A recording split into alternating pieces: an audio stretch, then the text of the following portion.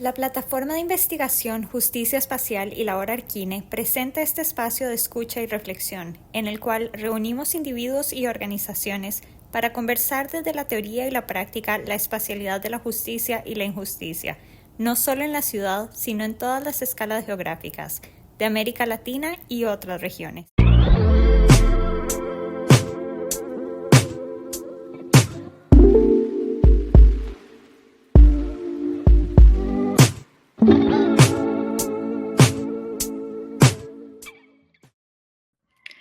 Muy buenas tardes, amigos y amigas. Bienvenidos sean todos a otro programa más de la Hora Arquine, hoy 20 de enero de 2025.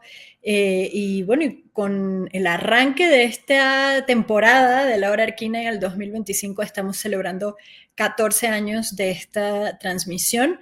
Siempre el primer programa del año. Recuerdo que este programa empezó hace 14 años, 17 de enero del 2011.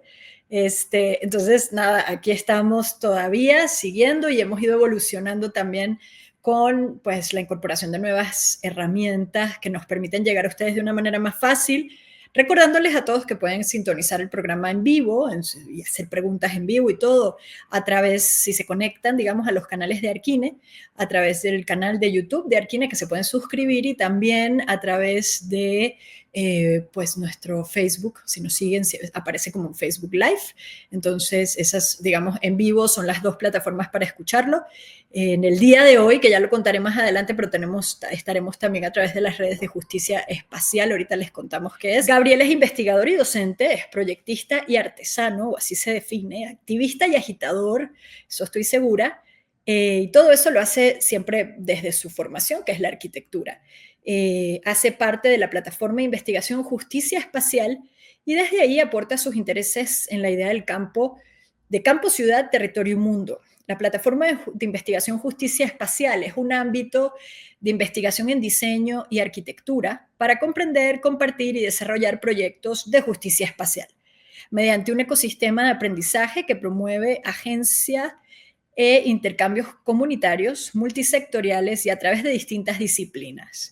Desde hace ya algunos meses, semanas, no meses creo, Gabriel, pues un día hablamos y la idea era crear este espacio de colaboración entre la Hora Arquine y esta plataforma Justicia Espacial, y que pudiéramos convocar y reunir a individuos y organizaciones para conversar desde la teoría y la práctica la espacialidad de la justicia y la injusticia. Y ahorita nos van a explicar a qué se refieren con esto. No solo en la ciudad, que es uno de los temas que siempre tocamos por acá, por esta vía, sino también en todas las escalas geográficas de América Latina y otras regiones. Gabriel, bienvenido a la Hora Arquine. Te voy a presentar primero a ti antes de presentar a nuestra otra invitada. Y como decía hace un ratito, la idea es que estas colaboraciones sean más recurrentes, en las cuales podamos hablar de este tema de la justicia espacial a través de Gabriel y su plataforma, y invitados que convocaremos pues, en conjunto a este programa. Entonces, me encanta empezar el año con Voces para la Justicia Espacial. Muchas gracias, Andrea. Sí, a ti, a Arquine, y la oportunidad de colaborar.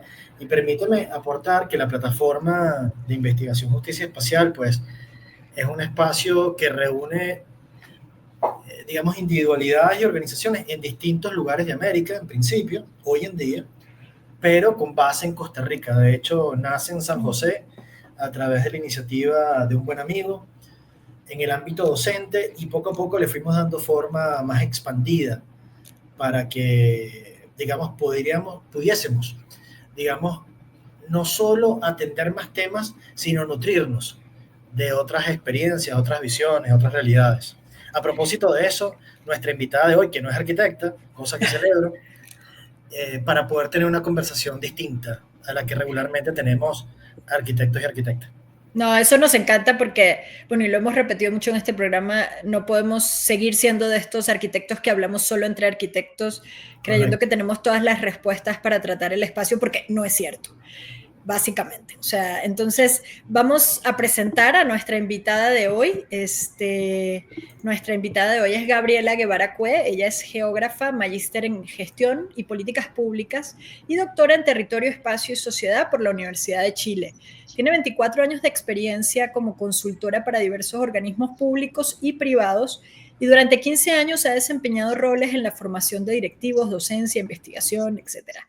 También ha participado activamente en el diseño e implementación de numerosos programas y políticas públicas con pertinencia territorial y ha liderado iniciativas formativas, cursos y diplomados en diversas universidades en las áreas de gestión pública, creación de valor y gestión del territorio. Actualmente, Gabriela es investigadora postdoctoral del Centro de Desarrollo Urbano Sustentable CDEUS de la Pontificia Universidad Católica de Chile, donde desarrolla investigaciones en la línea de ciudades justas, además que es investigadora colaboradora del Centro de Ciencias del Clima y la Resiliencia en la línea de ciudades resilientes.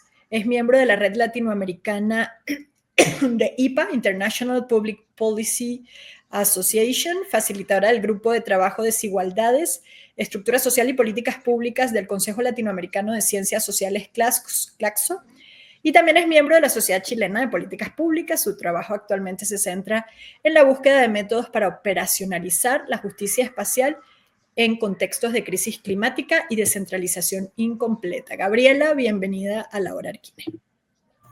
Muchas gracias, mucho gusto. Gracias, Andrea. Gracias, Gabriel, por esta invitación. Me siento honrada de estar en el primer programa del año. Sí. Y además cumpleañero. Cumpleañero. Programa cumpleañero. Sí, exacto. Además, programa cumpleañero vale doble. No sé. Chicos, a ver, Gabriel, yo empezaría un poco para que tú des la voz, pero te preguntaría primero de qué hablamos cuando hablamos de justicia espacial, o les preguntaría a los dos, ¿qué es eso de la justicia espacial? O sea, empecemos por el principio. ¿De dónde nace este término o a qué nos referimos? Bueno, yo le daría el derecho de palabra a Gabriela. Y a partir de ahí, Gabriela, tal vez,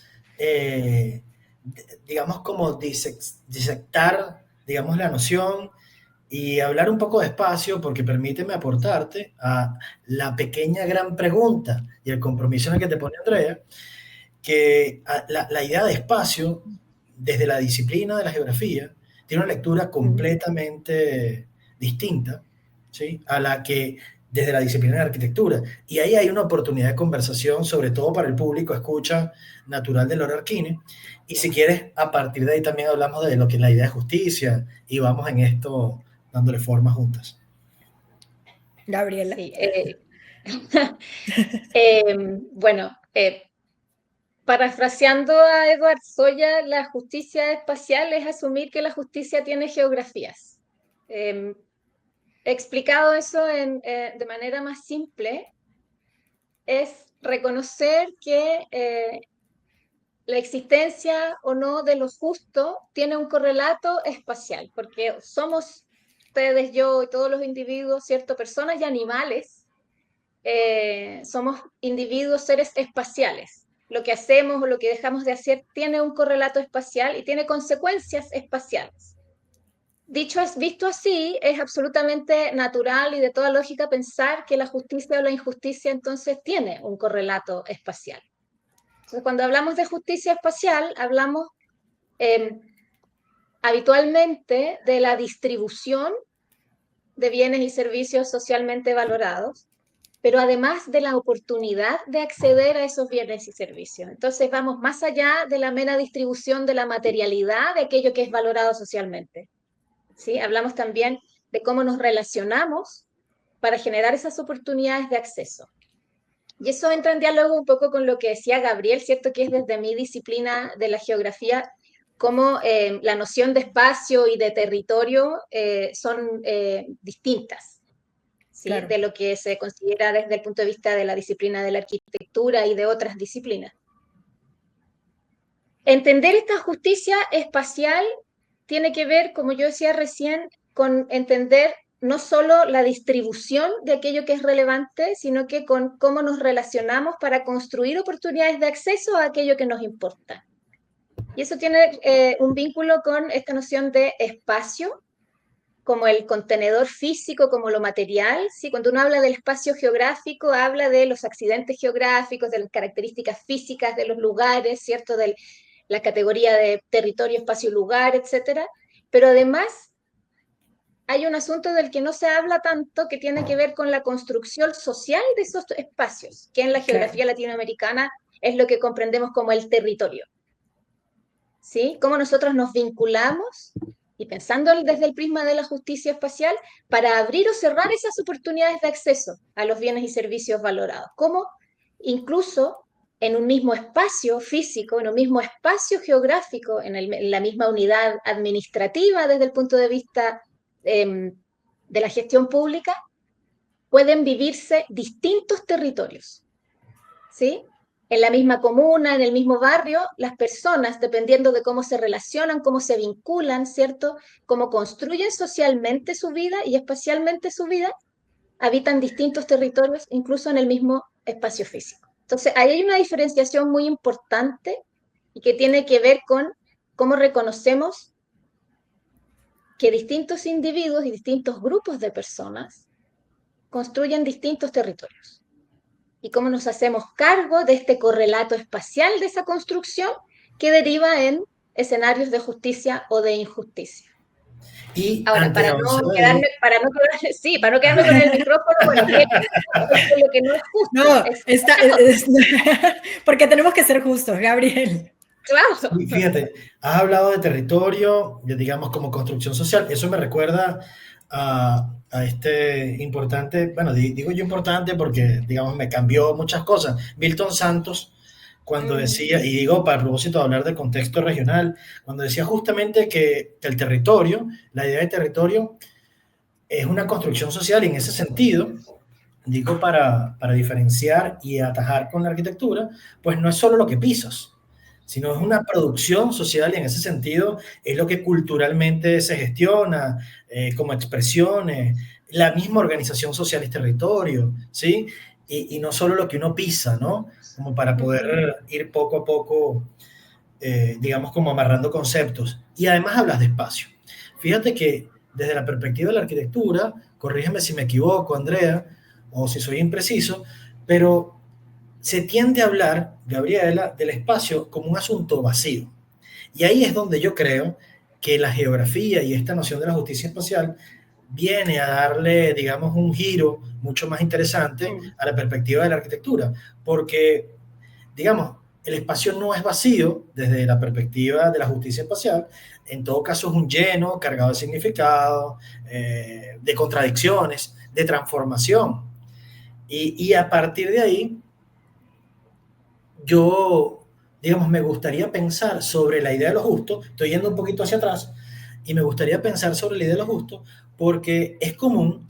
Yo hago un ejercicio, les comento a ustedes y a quienes nos escuchan, con mis sobrinos, un ejercicio de tratar de traducir lo que pienso en comunicárselo a ellos para que mis ideas sean lo suficientemente claras, para trabajar la claridad de las ideas, ¿no? Y para ello las imágenes tienden a ser una herramienta muy recurrente.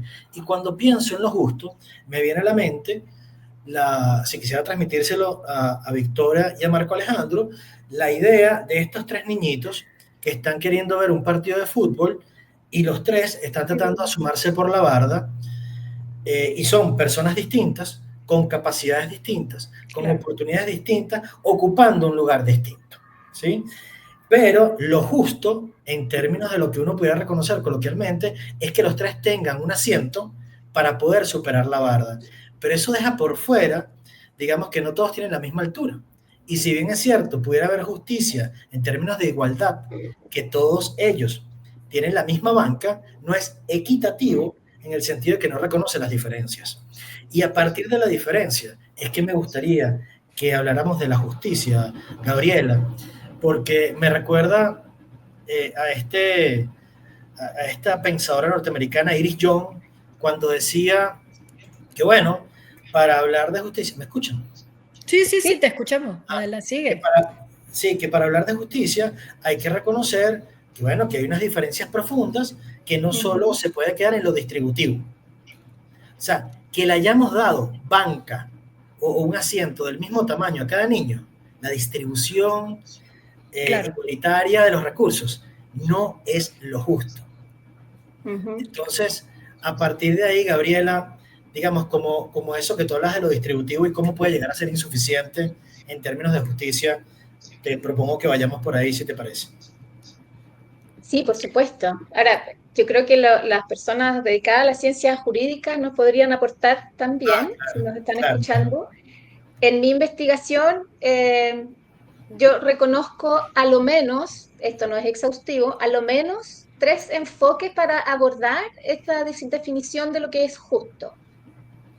Que hay que decir, esto es casi una aporía, esta figura de como casi lo imposible, ¿cierto? Como un ideal que va Claro. mutando en su definición, que obliga a ver las cosas de manera distinta. Entonces, a lo menos 3 enfoques, uno que es el básicamente distributivo, ¿sí? Que tiene más que ver con la piedra angular de Rawls, ¿sí? ¿Qué es Y que eso? habla de equidad, Disculpa. que es más o menos lo que tú señalabas Ok, recién. Siguiéndote además de lo que tú comentabas, el segundo enfoque que yo logro identificar es destaca Young y Fraser también, que justamente emerge como crítica a la visión meramente distributiva, ¿sí? E individual, y señala la necesidad de reconocer a las comunidades, de reconocer lo social, ¿sí? sí, Esta relación entre personas. ¿Sí? No somos solo individuos, para seguir el ejemplo de quienes están viendo el partido de fútbol, también somos equipos de fútbol y somos hinchas de uno y otro equipo, y que tenemos Claro, relaciones y que queremos estar con nuestros, hoy yo no tengo idea de fútbol, pero con nuestros compañeros de hinchada, en fin, claro. O somos porque más unos que están adentro, individuos o porque solos, unos están claro. dentro o fuera del estadio, ¿no? Y claro. Y Por hay un ejemplo, tercer enfoque que tiene que ver con el reconocimiento, ¿sí? Que ahí yo identifico a Jones, a Taylor, ¿sí? Insisto, esto no es exhaustivo, pero tiene que ver también con este reconocimiento, con la lucha por la visibilidad. Entonces, ahora, dicho eso, en cualquier escenario, estos enfoques demandan de quienes estudiamos asuntos de justicia y de justicia espacial en particular, que nosotros busquemos dónde se produce el clic, cuál es el punto de inflexión entre lo que vamos a reconocer como justo e injusto, y reconocer hidalgamente que no tenemos la capacidad para dar una respuesta definitiva al respecto. en esa Que esta triada, noción, ¿cierto? claro, que esta noción de aquello que es justo, incluso si somos capaces de abordarla desde estas, a lo menos 3 enfoques, va a ir cambiando en la medida que nosotros vayamos claro. conociendo más sobre nosotros y nuestras comunidades, porque vamos a demandar más. El ejemplo de las políticas de género es muy bueno para comprender esto. Aquello, antes las mujeres no votaban y lo más probable es que la mayoría no se haya cuestionado el asunto, consideraba que estaba Claro. bien, o cuando existía el voto censitario, ¿cierto? Y hay un momento en el que se reconoce esto como una situación de injusticia y se produce esta necesidad de cambio. Entonces, Ese no es punto de inflexión. definitiva la respuesta. No existe una respuesta definitiva para aquello que es justo o injusto, porque implica necesariamente la generación de consensos. Pero la pregunta Pero del hay, millón pero es... perdón, Ujú, perdón que te interrumpa, pero sí sí, existen esos consensos o esos acuerdos, o sea, entiendo que puedes llegar a ser relativo también, ¿no? ujú, De las sociedades en las que estamos, de los territorios en los que estamos, Sí. pero ¿hay algún consenso entre, o sea, o existen esos consensos, parecieran a ver, y un poco para, antes de darte la palabra, pareciera que sí, o sea, más o menos todos ujú. sabemos o creemos saber lo que es justo y lo que es injusto. Lo que tú decías, Gabriel, de tus sobrinos, pues todos pueden ver el partido, ¿no? Pero un poco cómo llegamos a esos consensos, digamos, más finos o Ah, a que esos 3 enfoques realmente puedan ser justos, lo más justos posible, ¿no? claro, hay consensos que son, que al menos en Occidente, que no son Claro, totales, no son planetarios, ¿no? Al menos en Occidente los reconocemos todos como el desde, que son los derechos humanos, ¿verdad? claro, Cosas así. Pero ¿cómo operacionalizamos esto? exacto. ¿Sí? No existe consenso al respecto, en absoluto. Todos decimos, sí, la educación, todas las personas tienen derecho a educación, O a las vivienda, crisis ¿no? migratorias, la vivienda, ¿cierto? A migrar. En la teoría podemos estar todos más o menos de acuerdo. El problema lo tenemos cuando tenemos que actuar en consecuencia de estos Sí, hacerlo estándares o operativo. acuerdos. Exacto. Entonces ahí nos damos cuenta de que en realidad esos consensos no los tenemos tan incorporados o la operacionalización de estas ideas todavía nos queda grande, Pero fíjate, porque no una hemos cosa, logrado generar esos acuerdos. Uh-huh. y sobre la idea del acuerdo y el consenso, que me parece, bueno, de un fértil increíble como para avanzar, porque uno pensaría, bueno, ciertamente el acuerdo tiene una temporalidad, ¿cierto? Es decir, aquello de espacio, tiempo, sociedad. Es esa otra triada en la cual se pueden ir construyendo esos consensos y responden, digamos, a esos ciclos y a esa oportunidad de generar acuerdo. En algún punto, eh, revisando lo que tú escribes, Gabriela, me di la oportunidad de leer un texto sobre, digamos, esta energía que se dio en Chile a propósito, bueno, de una cantidad de injusticias que estaban muy latentes y muy presentes, y la dinámica social procuró construir una forma de consenso que les permitiera avanzar más justa y en ese sentido generar justicia en el espacio chileno. ¿Cómo ves tú entonces en la dinámica de organización social esa oportunidad de generar consenso? Digo, porque si es en el consenso que llegamos a ser operativo al menos un poco de esto, de esta idea, pues es ahí donde tenemos que poner el ojo, o también poner el ojo ahí. Sí, yo voy a partir mi respuesta diciendo algo que uno no lo aprende en la universidad, que lo aprende y nunca lo termina de aprender. A generar consensos uno tiene que hacerse a la idea y darse a la tarea de generar consenso justamente con aquellos que no piensan como uno. Claro. Ajá, sí. Porque estar de acuerdo con los amigos es relativamente, incluso puede ser más complejo, pero es relativamente sencillo ponerse de acuerdo con los amigos. De Basta un acuerdo. par de cervezas. Claro, para avanzar efectivamente en territorios y geografías más justas es donde están las discrepancias epistemológicas, ideológicas, económicas, ¿sí? Políticas, sociales, étnicas, etcétera, donde hay que poner los esfuerzos. Porque los territorios son diversos, múltiples, son organismos vivos y tenemos que aprender a convivir. Entonces, esos son los consensos que tenemos que buscar. Y uno puede estudiar mucho la teoría, pero es en la práctica en la que uno tiene que avanzar en la generación de estos resultados. Y lo que pasó en Chile, yo creo que es un aprendizaje en esa línea, en muchas otras líneas, ¿no? Y probablemente yo todavía no soy capaz de procesar todo aquello que sucedió en esos años que tú me comentas, pero uno de los aprendizajes relevantes es ese, que para desarrollar y para concretar estas Es la geografías diferencia. justas, necesitamos avanzar en la generación de consenso, incluso con aquellos con los que no estamos de acuerdo en nada, porque tenemos que vivir todos en el mismo espacio físico. Me parece que era Manuel Delgado, si no me equivoco, Sí, el que definía la total, ciudad pensaba como en él. el lugar común de los que no tenemos nada en común, ¿no? El lugar del Y, conflicto. y además decía él mismo, Andrea, que entonces si la ciudad es eso, el espacio público es el lugar del conflicto y de la diferencia por excelencia. Sí, y es ahí. Decías, Gabriela, que ibas a partir tu respuesta. ¿Cuál es la otra parte de la respuesta? Sí, hay que...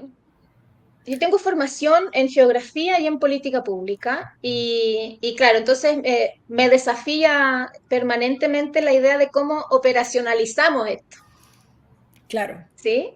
Digo, claro, porque desde la academia uno puede crear nuevos conceptos, ¿no es cierto? Eh,